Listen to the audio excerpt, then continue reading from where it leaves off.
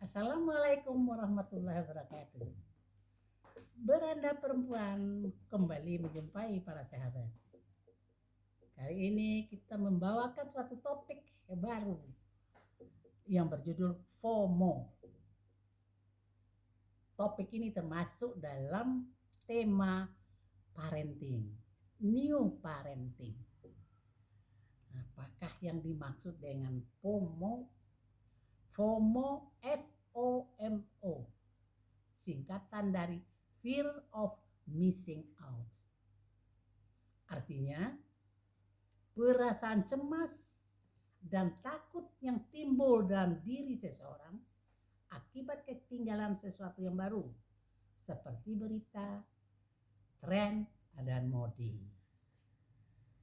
Dan juga FOMO ini perasaan cemas pada hal-hal yang tak bisa dilakukannya, tapi orang lain bisa melakukan. FOMO ini supaya lebih jelas kita elaborasi. FOMO ini termasuk gangguan jiwa, yaitu mendorong keinginan seseorang untuk menjadi seperti orang lain melalui akses media sosial. Biasanya sindrom FOMO ini terjadi pada generasi milenial, generasi Y, yaitu anak muda kelahiran tahun 1980-an hingga 1990-an. Kenapa terjadi FOMO? Apa sebab-sebabnya? Ada tiga sebab menyebabkan sindrom FOMO. Yang pertama, sindrom FOMO penyebabnya adalah penggunaan sosmed yang berlebihan. Dari sebuah penelitian, 24% remaja menghabiskan waktu mereka dengan HP 8-10 jam setiap hari. Dalam sosmed itu ada jutaan rutinitas kehidupan manusia di dunia. Secara tak langsung kita bisa menikmatinya, dan perlahan-lahan muncul kecemasan di alam bawah sadar kita. Nah, karena kita takut tak mengikuti standar hidup orang-orang pada umumnya. Sekarang manusia di dunia ini memiliki kecenderungan mengukur standar hidup mereka berdasarkan unggahan media sosial milik artis ternama atau selebgram. Sebab kedua dari sindrom FOMO adalah orang yang lebih peduli dengan kehidupan di media sosial. Orang yang ingin eksis di dunia maya. Tiap hari kerjanya melihat akun-akun orang di Instagram. Di Instagram tuh ada pamer baju-baju mahal, ada traveling, ada pacar ganteng. Lalu melihat Instagram akun orang itu muncul dalam pikiran, wah, hidup mereka kok senang sekali ya. Aku ingin seperti mereka. Dorongan tersebut tidak dilandasi kemampuan, maka datang sindrom FOMO. Sebab lain terjadinya sindrom FOMO adalah karena ketidakpuasan dalam hidup. Selalu membandingkan diri dengan orang lain, sehingga muncul dalam pikiran, kok orang lain lebih bahagia daripada aku. Nah, kemudian kita masuk gejala FOMO. Bagaimana seseorang yang menderita sindrom FOMO?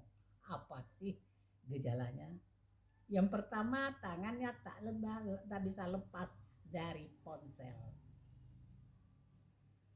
Kebiasaan memegang ponsel tak bisa dihilangkan.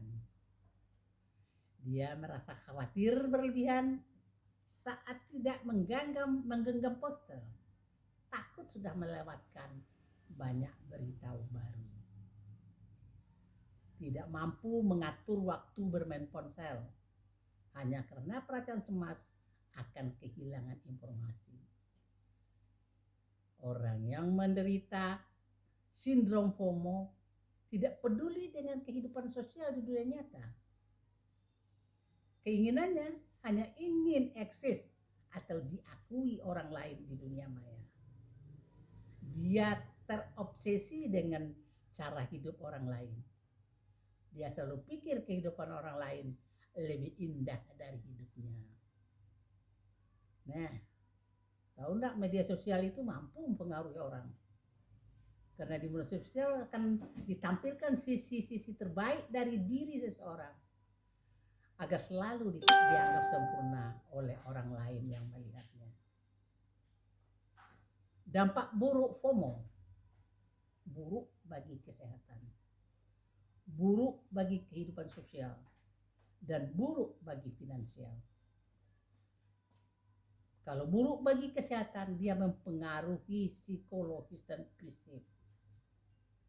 Kecemasan dan ketakutan merupakan hal yang mampu memicu depresi dan stres. Depresi dan stres berlebihan akan membuat orang kelelahan, gemetar, pusing, sulit konsentrasi, mual, bahkan kesulitan tidur nyenyak. Hal ini dapat memicu penyakit kronis karena berpengaruh pada sistem kardiovaskular dan kesehatan jantung. Dampak buruk FOMO juga bagi kehidupan sosial. Karena FOMO dapat membuat hubungan sosial rusak, baik di dunia maya maupun di dunia nyata. Penderita sindrom FOMO bisa menyakiti perasaan orang lain karena rasa iri, rasa cemburu terhadap orang lain. Dampak ketiganya telah buruk bagi finansial. Penderita sindrom FOMO suka mengikuti tren terkini di masyarakat. Mereka takut diremehkan, takut dianggap kudet, kurang update, sehingga berdampak buruk bagi keuangan. Karena mereka cenderung boros, mereka membeli barang-barang yang tidak dibutuhkan, tapi hanya sekedar mengikuti tren karena ingin hidup seperti sosialita. Nah, kalau udah mendapat sindrom FOMO, bagaimana solusinya ini? Ada lagi lawannya, hidup dengan JOMO. Apa itu JOMO?